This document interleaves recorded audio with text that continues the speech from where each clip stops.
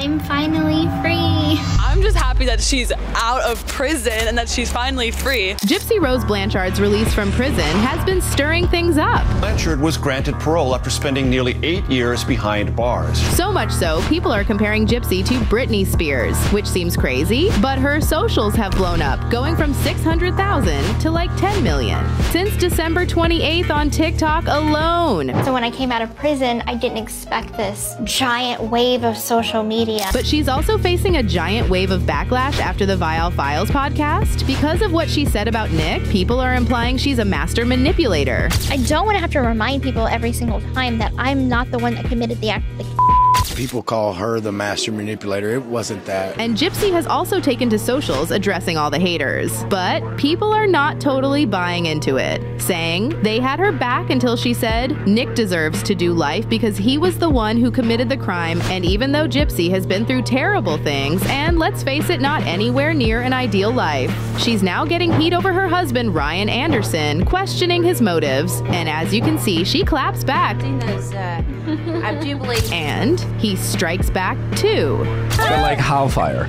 Oh, so fire. People understand she made a mistake, served her time, and wants to move forward in her life. The last word she said to me was, "Don't hurt me." But the internet is totally divided, with people saying things like, how many mentally healthy people have you heard of that married an incarcerated person? And how they had only ever met 3 times before he proposed. And people have also been making comparisons of Ryan and Gypsy's mother, Dee Dee.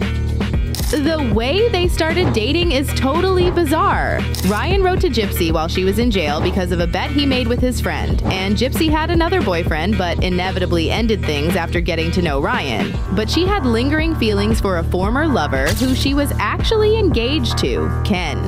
Ken broke up with her due to the length of her sentence and publicity. Gypsy lied to Ryan about how she stayed in touch with him, so they almost didn't get married. And speaking of publicity, people are commenting on how she's calling the paparazzi and booking podcasts for clout, saying her reality show isn't too far behind, but others really feel for Gypsy Rose and think everyone just needs to leave her alone, because there's a ton of speculation that it's not going to end well for Gypsy. But what if they're gonna send me back? All she's ever wanted was true love, and her own mother couldn't give her that. After the 2 weeks that I was chained, my mother put a voodoo hex on me and said that you will never find love.